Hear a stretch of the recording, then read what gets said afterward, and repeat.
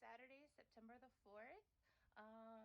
A number of things that I did, and I would have to walk all over the place to explain them. So I will promise to catch all of those over the holiday weekend. But I posted a photo earlier. I had 80 bags of cedar mulch or mulch blend delivered. And so that's going to be one particular task.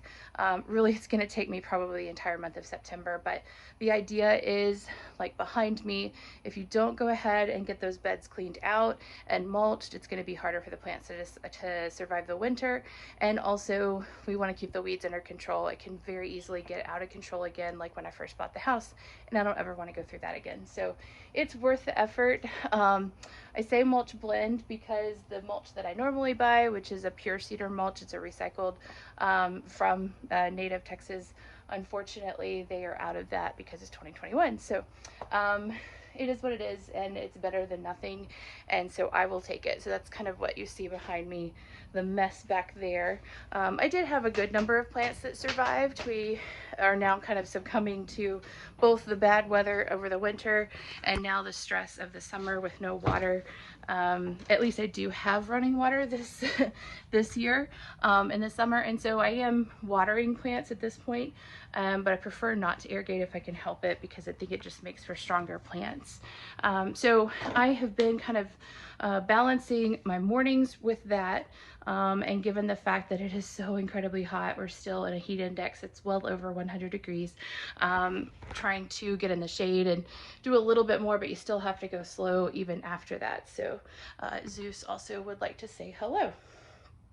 Anyway, so a good portion of the rest of the stuff that I worked on, again, is plumbing. And so we're, again, really, really close. But because it is the holiday weekend, I decided that I can focus on more than just getting the toilet going upstairs.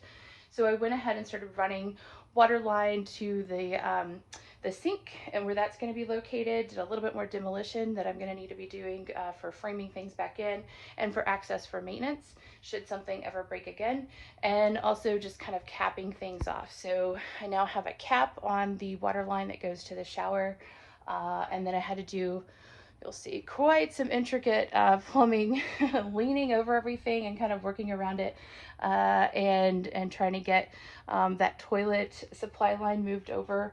Unfortunately, it was not in the perfect location, given how all the pipes would work out, and that had to change from where the historic location was. Which is only like an inch and a half over, but it had to change because I have to balance getting my hot water supply and my cold water supply in that location and up into the wall where it never actually was before. So it's actually going to be going through that stud cavity space where it's insulated and it won't be exposed to damage or anything like that. Prior to that, it actually ran a couple of complicated ways underneath the floor or through the ceiling here that you're looking at.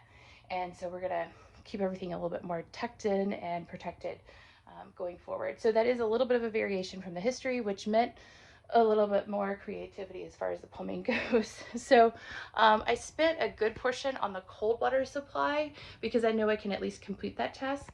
Unfortunately, the hot water, there are two pieces that I could use to finish the job, and both of them have been out for at least a month now. So I'm going to continue to kind of look for those pieces and parts, but I can't fill those hot water lines even with cold water until I can actually cap them off. So I just need to kind of run them so that I can figure out how to work around them and make sure that they're going to be accommodated into the space. So I would have to run all over the house and all over the yard to show you everything that I did today, but you'll just have to trust me and I'll show you everything the next time. So hopefully I've got my cold water done upstairs. All of that is handled, capped, ready to go. And what that will mean is I might do it tonight. My water's actually off to be able to do it, but if not, it'll just be the first thing in the morning. It'll be really pleasant. There's Hess. She's really a sweetheart.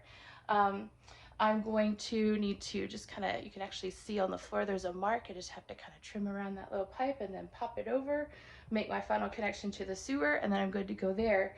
Likewise, I just have to make my final connection, look at that stretch, to the water line, and then I'm good to go there. So we are that close, which is really exciting. And I've actually, you'll notice in a couple of locations, I've left extra pipe.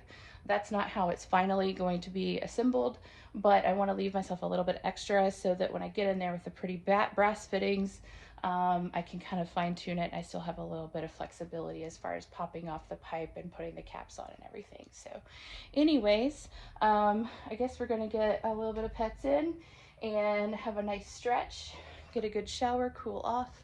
I'm ready for some 80-degree temperatures. That would be really nice. You guys take care. Have a really great rest of your Saturday, and we will talk Sunday.